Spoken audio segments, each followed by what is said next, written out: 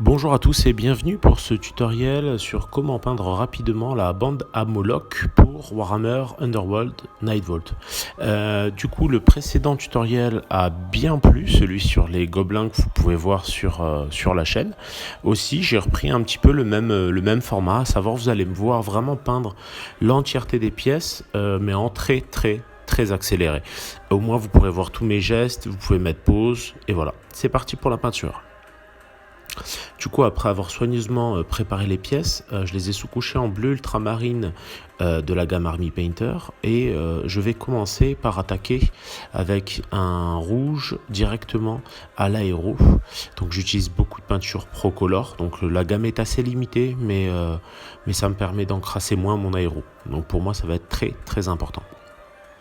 Donc ce que je fais, c'est qu'en fait avec mon rouge, je vais passer sur les champis, mais je vais aussi poser en fait quelques nuances de rouge au niveau de toutes les ombres de la peau, voire même parfois ce n'est pas nécessairement des ombres, mais ça va me permettre d'avoir des nuances dans la peau. Et pour moi, ça c'est très important. Donc j'enchaîne sur toutes les pièces qui nécessitent du rouge, entre autres choses le squeak volant évidemment. Très chouette pièce parce que très simple, et la bande se peint assez facilement. Donc je pense que j'ai dû mettre à peu près je dirais entre 1 à 2 journées en tout et pour tout sur la bande, en comptant le montage, le temps de prépa, la peinture, les retouches, enfin bref, tout team. Donc là je reviens aussi sur en fait l'espèce de champignon squig. Cette fois je vise plutôt le haut, et là je reviens sur le stalactite squig. Alors c'est vraiment la pièce qui m'a le moins inspiré du coup sur l'ensemble de cette bande, mais je pense que c'est une petite pièce sympa quand même à peindre, donc voilà. Tant qu'à faire, autant peindre la bande dans son entièreté. Là je continue à insister tant que j'ai du rouge dans mon aéro. La plupart du temps je remplis mon aéro, mon godet, ou à peu près un tiers. Là j'en ai peut-être mis un peu plus qu'à l'habitude, mais ça va me permettre de marquer les nuances entre autres choses, et d'avoir un rendu graphique qui a pour but de claquer vraiment à la fin. Le but c'est que vraiment ce soit la pièce majeure sur laquelle je vais vraiment pouvoir prendre le temps de m'amuser. N'hésitez pas, si cette vidéo vous plaît, en passant à mettre un petit pouce bleu, ça m'aidera beaucoup pour le référencement, à mettre un petit commentaire, ça fait aussi toujours très plaisir, et à me laisser votre avis, ça me permet toujours d'évoluer et d'améliorer le contenu que je vous propose. Donc je refais un deuxième passage à l'aéro au rouge. Pensez bien, quand vous traitez de l'aéro, à ne pas trop insister, mais à plutôt revenir en espèce de couches successives qui vont vous permettre d'intensifier plus ou moins la couleur de votre choix, parce que si vous restez stacké trop longtemps, vous risquez de faire des espèces de pattes d'araignée, parce que la peinture va être repoussée par l'air, et c'est pas l'idéal. Donc comme vous le voyez, j'hésite pas à bien insister sur les zones que je veux voir, ou les plus ombrées ou les plus rouges tout simplement.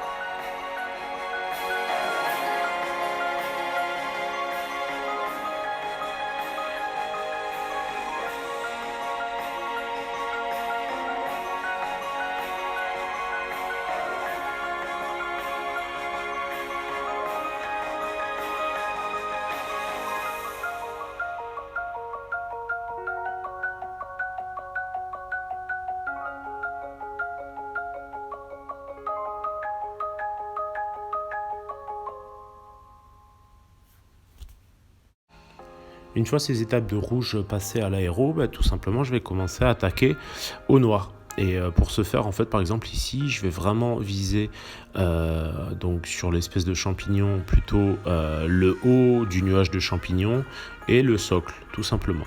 Ici, ensuite, je vais beaucoup l'utiliser finalement sur les socles, pour bien les noircir, mais ça va me permettre aussi de poser quelques ombres à droite à gauche, là sur le bâton par exemple du troll, mais aussi en fait sous les aisselles et au niveau de toutes les zones qui vont être plus sombres, tout simplement.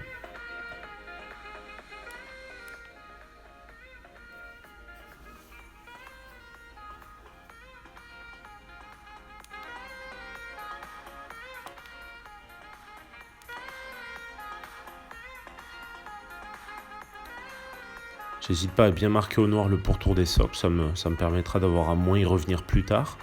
Et je vais commencer à attaquer à l'aéro, mais cette fois au blanc. Donc comme vous le voyez par exemple sur la base de l'espèce de nuage de sport qui sort du champignon. Quand je déborde un peu trop à mon goût, j'hésite pas à revenir un petit peu au pinceau pour frotter avec. La peinture aéro a tendance à marquer moins qu'une peinture lambda. Donc vous pouvez toujours, si vous débordez un petit peu, venir frotter avec un pinceau humide. Ça aide toujours le schmilblick. Donc là, je continue à éclaircir finalement au blanc. Enfin, du coup, vu qu'il restait du noir dans mon aéro, c'est plus au gris clair, hein, mais vous voyez l'idée. L'idée étant vraiment de pousser mes lumières sur l'entièreté de la figurine. Donc je vais comme d'habitude le faire mais en plusieurs passages, c'est-à-dire que plus je vais vouloir marquer mon blanc et plus je vais faire 2 passages. Donc là je suis vraiment avec un blanc pur cette fois et je vais petit à petit éclaircir les différentes zones.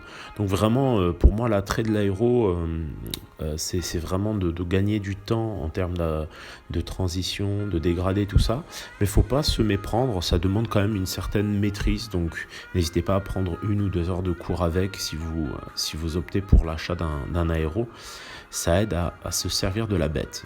Et ça fait surtout gagner du temps en fait en termes de traitement et tout ça. Ça n'empêche pas que derrière nous utiliserons le pinceau. Donc là je reviens avec du Flèche 2. Donc vous avez vu précédemment j'ai légèrement éclairci la stalactite, le squeak stalactite. Et maintenant je vais venir sur la peau de mon troll. Et en fait ce que je vais faire c'est que je vais poser mes lumières de façon assez intense. Mais cette couleur en fait va laisser transparaître les couleurs précédemment posées, pour faire des couleurs précédemment posées finalement une espèce de carnation de peau assez marquée.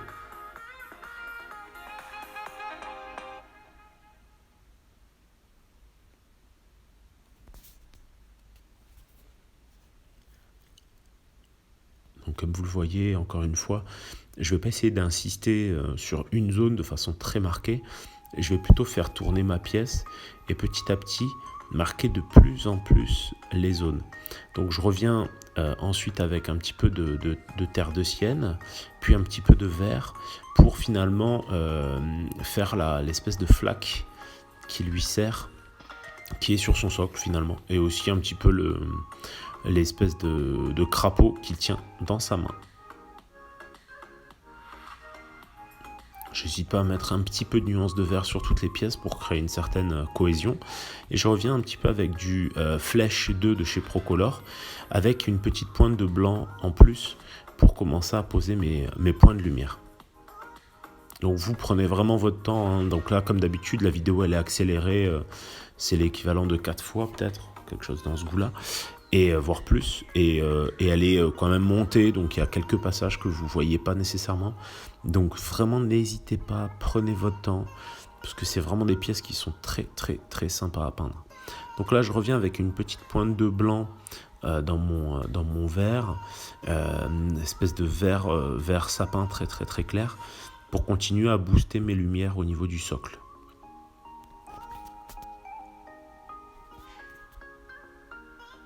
Donc là, je vais commencer à revenir tranquillement avec mes encres.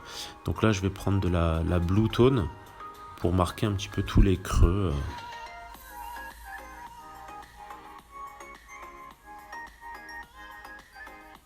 Ça va me permettre d'avoir quand même plus de profondeur sur la pièce. Et j'hésite pas à alterner entre Blue Tone et Red Tone pour avoir vraiment en fait des teintes qui rappellent les teintes originelles de la pièce. Faut pas hésiter à utiliser ces encres en les poussant vraiment dans une direction et quitte à essuyer aussi avec un pinceau un peu humide, ça va permettre de donner quand même pas mal de vie à la pièce.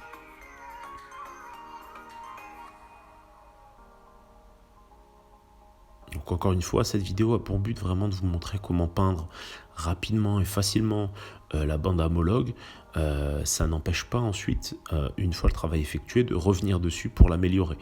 À ce propos, je fais des vidéos, donc si ça vous intéresse, accessibles uniquement à mes Patreons pour le moment, qui vont être des vidéos d'amélioration. Donc Patreon, pour ceux qui ne le savent pas, c'est une plateforme en fait de soutien aux artistes qui vous permet en fait tout simplement d'avoir un petit peu de contenu exceptionnel, et en même temps, moi, ça me permet de mieux vivre de ma passion.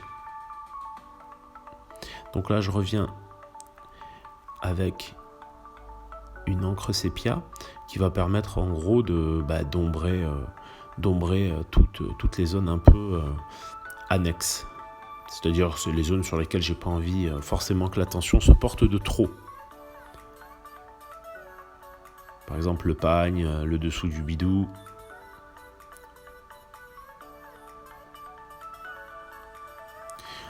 Je vais faire pareil avec un strong tone sur les bords des petits champignons pour vraiment créer du contraste et avoir un rendu plus abouti.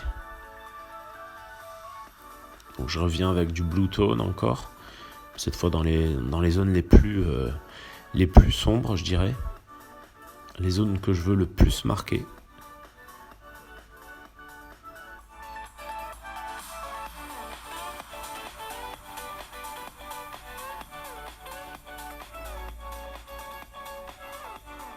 Donc là évidemment je vais passer donc un strong tone vous pouvez aussi passer une encre chair sur les zones finalement de creux de toutes les autres figurines, tous les autres petits pitous.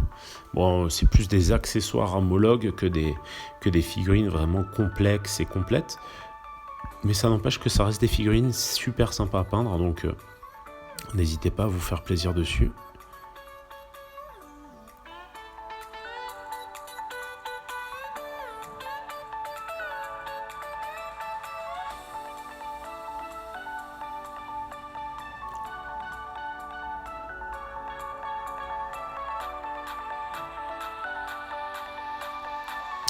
Une fois ces passages d'encre terminés, je vais commencer à revenir à l'ivoire pour rehausser un peu toutes les zones de lumière. Donc comme vous voyez, vraiment ça va être par petits points, mais ça va clairement faire la différence sur la pièce.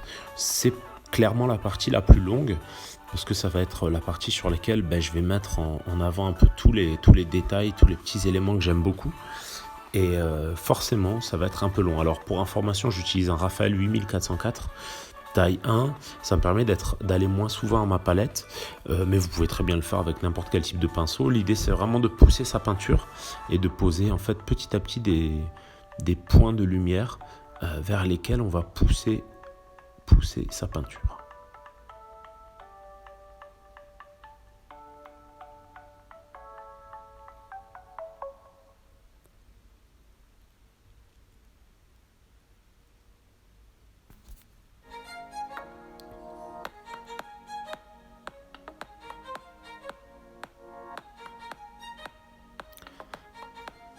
Donc pensez toujours avoir un pinceau que entre chaque étape revenir en fait secouer bien votre pinceau dans l'eau, parce que en fait c'est ce qui va vous permettre de bien blinder le réservoir, donc qui est à la base du pinceau et qui va vous permettre au final de tenir plus longtemps sans revenir systématiquement au pot d'eau pour humidifier votre pinceau. Donc ça fait partie des étapes qui sont assez importantes pour avoir un rendu sympa sans trop se prendre la tête.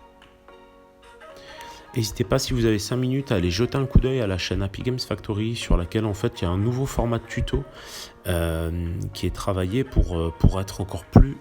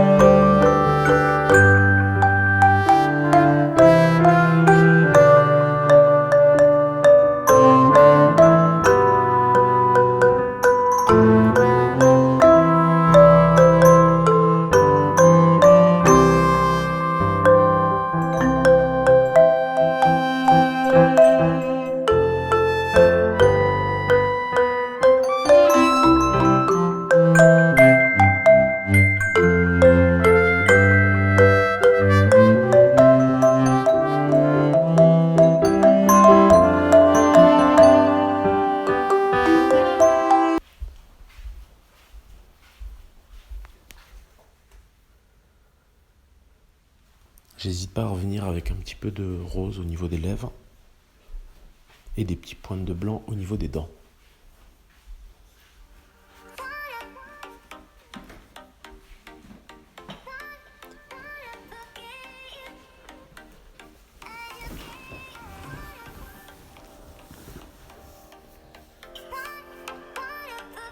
Donc là, je suis vraiment sur l'étape de réhaut un petit peu des détails sur l'ensemble de la pièce.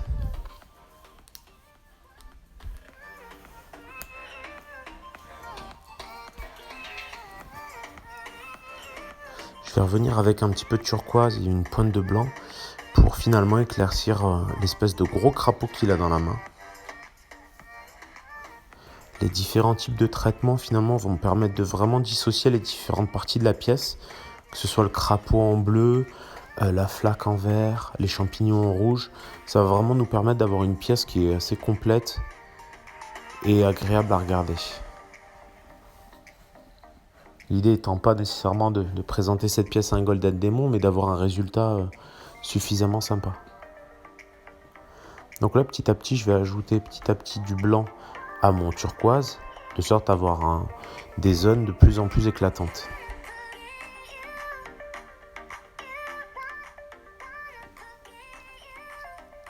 Encore une fois, n'hésitez surtout pas, si vous avez des envies, des questions, postez-les en commentaire, j'essaierai de répondre de la façon au plus rapide et de la façon la plus efficace que je puisse. N'hésitez pas à me mailer, même s'il faut, si vous avez des questions très spécifiques. Encore une fois, prenez toujours votre temps, prenez le temps de peindre, prenez le temps d'assimiler certaines techniques, même si c'est un peu plus long. Ça vous permettra derrière de gagner énormément de temps par la suite. Donc voilà pour le Mollog. Ensuite, je vais commencer à attaquer le squeak volant. Donc pour ce qui est du rouge, je vais venir avec du pur red, encore une fois, et pour pas changer. Et je vais vraiment insister au fur et à mesure. Plus ça va sécher, plus je vais insister sur le pur red pour avoir finalement le rouge le plus intense possible. Ça va vraiment être l'objectif numéro 1 d'avoir le rouge le plus intense possible.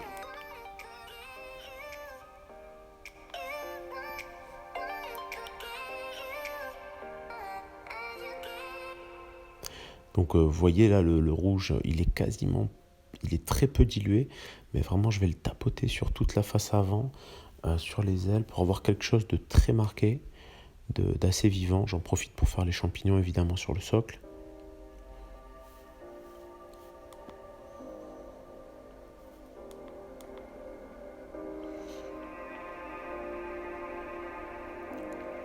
Je ne vais pas hésiter à faire la langue en bleu turquoise, de sorte à ce que ça fasse un beau contraste avec le rouge de la pièce. Je reviens légèrement avec un petit peu de orange. Donc n'importe quel orange fait le taf, du Troll Slayer orange ou autre. Et en fait, je vais vraiment venir pousser mes lumières. Et ensuite, je vais revenir avec une toute petite pointe d'ivoire dans mon orange pour vraiment finir de booster mon rouge pour avoir un beau rouge qui claque.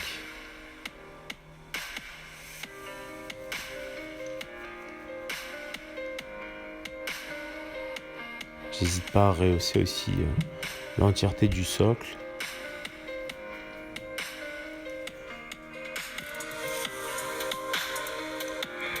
Vraiment directement à l'ivoire en poussant ma couleur.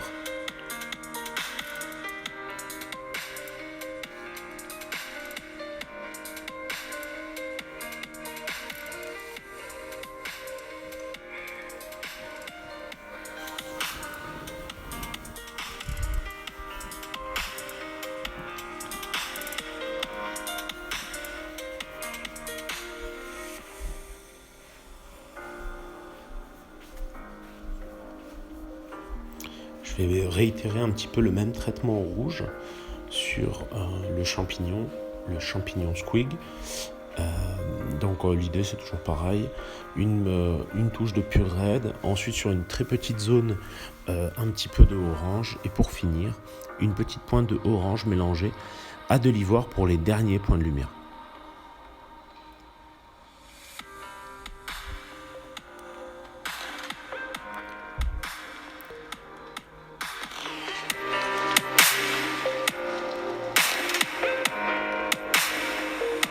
Donc c'est vraiment les petits points que je vais poser à droite à gauche. Essayez d'éviter de vous étendre en fait, parce que sinon vous risquez d'avoir un rouge moins péchu, plutôt qui tirera vers le rose ou le orange. Alors que là vraiment on réussit à avoir un résultat assez sympa sans trop se prendre la tête. Donc là je reviens encore à l'ivoire de nouveau, pour vraiment rehausser un petit peu toutes mes arêtes, toutes mes lumières, sur toutes les zones qui ne sont pas rouges. Et je vais venir aussi bien sûr sur les espèces de vapeurs méphitiques qui sortent du haut de sa tête.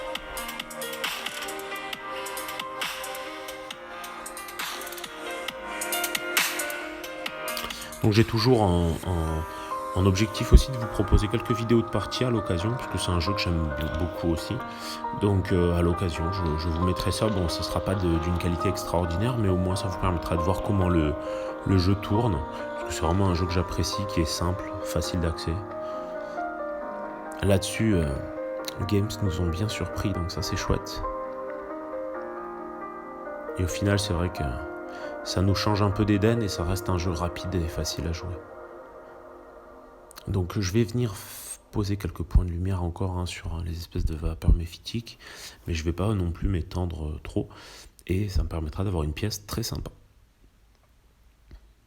Pareil pour le socle, comme d'habitude. Donc là j'attaque la stalactite.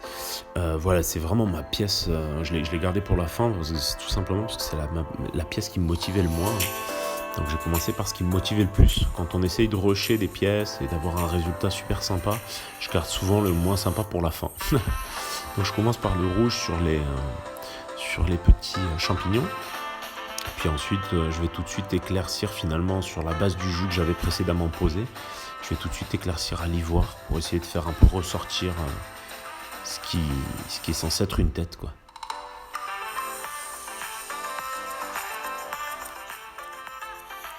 Donc voilà, vous voyez, c'est assez classique. Je rehausse tout à l'ivoire. Je mets des pointes de lumière les plus intenses possibles, par exemple sur le crâne et sur tous les accessoires autour, pour essayer de mettre en valeur cette pièce qui, voilà, comparée au reste, elle est clairement en dessous, mais on va essayer de quand même mettre un peu de lumière là-dessus pour la faire ressortir sur l'entièreté de la bande. Donc je reste toujours à l'ivoire sur ma langue turquoise. Voilà, je vais tranquillement finir le travail à l'ivoire pour avoir un résultat correct.